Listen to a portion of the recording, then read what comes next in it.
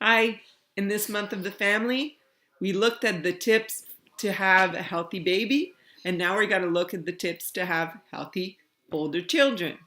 So the basic principle is the same. What controls function, what controls health in our children? It's their brains, it's their nerve system. So we want to have a perfectly functioning nerve system. Because otherwise, whatever you will feed that child or whatever you will have that child do will not be optimal. And that's when we get kids and the parents will say, well, I don't understand. I'm feeding him good stuff. I'm having him exercise. He's sleeping well. And yet he's always sick or he's not, he's diseased somehow. He's not functioning properly.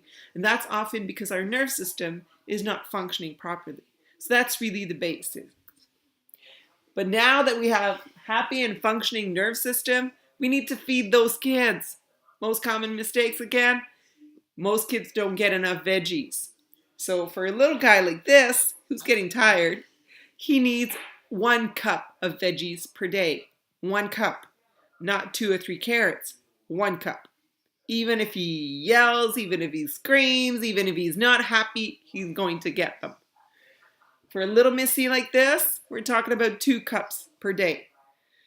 For her older brother that's a little bit taller and maybe 11, 12 years old, we're talking about 3 cups of veggies. And for my oldest, who's 14 going on 15, well, it's the same as an adult. We're talking about 4 cups of veggies per day. They need to drink water. And most often, we need to balance whatever they're eating with protein.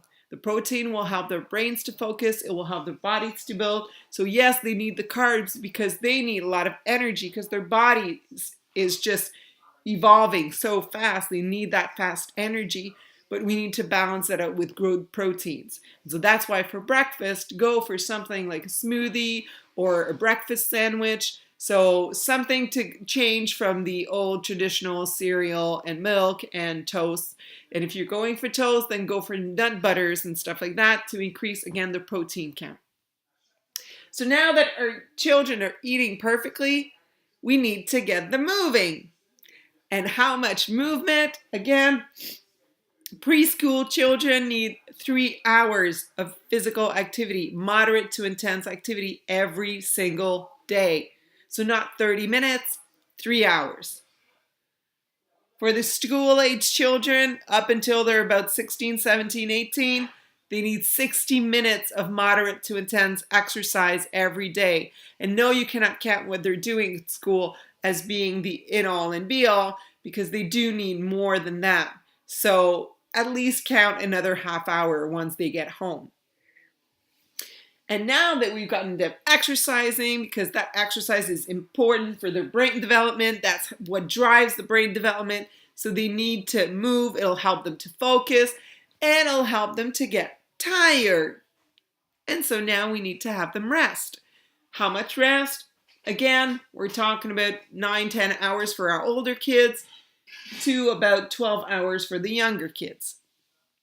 So again, we need to have them rest, we need to feed them properly, and we need them to have properly functioning nerve system. So I hope it helps. These are just quick tips for you. So most importantly, again, we need to love those kids. So make sure you love them and squeeze them and spend so much time with them. That's really the most important ingredient. Bye.